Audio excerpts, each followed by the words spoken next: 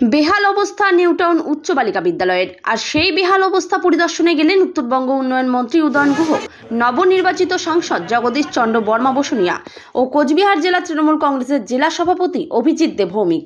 প্রসঙ্গত, দীর্ঘদিন ধরে বেহাল অবস্থা কোচবিহারের নিউটাউন স্কুলের শ্রেণীকক্ষে ছাদ ফুটো হয়ে পড়ছে জল। এছাড়াও স্কুলের যে বিল্ডিং রয়েছে তার বিভিন্ন জায়গার ছাদের চাঙড় ভেঙে পড়ছে। আর এতেই আতঙ্কিত স্কুল ছাত্রী থেকে অভিভাবক এমনকি শিক্ষিকারাও।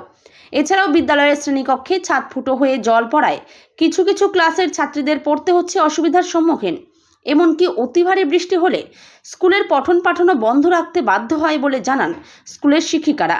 তবে এদিন স্কুল পরিদর্শন শেষে মন্ত্রী উদয়ন গুহ জানান, আমরা স্কুল পরিদর্শন করলাম, দেখলাম স্কুলের বেহাল অবস্থা।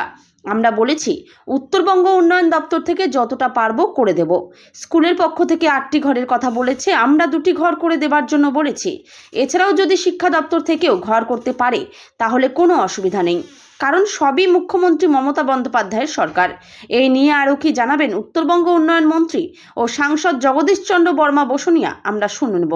আমি স্কুল এডুকেশনের ডাইরেক্টরের সঙ্গে কথা বললাম এবং যিনি আমাদের কুচবিহার জেলার স্কুল দেখেন অর্থাৎ ডিস্ট্রিক্ট প্রজেক্ট অফিসার মহাদেশ শৈব, তার কাছ থেকে জানতে পারলাম যে ডিএই থেকে 8টা এসিআরের একটা প্ল্যান এস্টিমেট ভেটিং করে পাঠানো হয়েছে।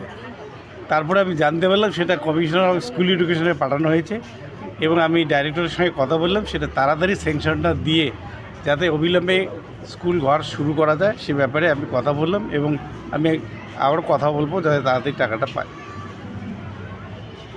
বলা যায় যে প্রদীপের নিচে অন্ধকার, কারণ আমরা সবসময় এখানে বসি, সপ্তাহে অন্তত পক্ষে হিপি তো রোজ, আমরা সপ্তাহে 2-3 দিন থাকি। তারপরে এই নিউটাউন গার্লস স্কুল কুচবিহারের অন্যতম পুরনো স্কুল, সেই স্কুলের এই দুর্দশা, এটা দেখে খারাপ লাগছে। তো যাই হোক, যত তাড়াতাড়ি এর একটা ব্যবস্থা করা যায় তার জন্য আমরা চেষ্টা করব এবং ইতিমধ্যেই বলেছি আমার মনে হয় খুব তাড়াতাড়ি কাজটা শুরু করতে পারবো। কি সমস্যা দেখলেন? ক্লাসরুমের সমস্যা আছে, তো ইমিডিয়েট যতটুকু করা যায় আমরা করে দেবো।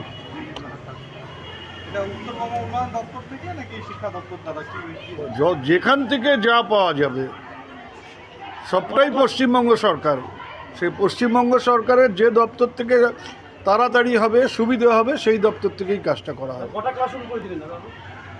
কটা ক্লাসরুম মানে এদের 8টার জন্য এদের পেপার গেছে, সেই 8টা হোক, প্লাস আমরা আমাদের উত্তরবঙ্গ উন্নয়ন দপ্তর আমরা একটা প্রেস ক্লাবকে একটা ঘর দেবো ঠিক করেছিলাম, ওটা কেটে এখানে যদি ক্লাসরুম করে দিতে পারি তাহলে খুব তাড়াতাড়ি এটা করে দেওয়া যাবে, টাকাটা অর্থটা এখানে বরাদ্দ করে দেওয়া যাবে।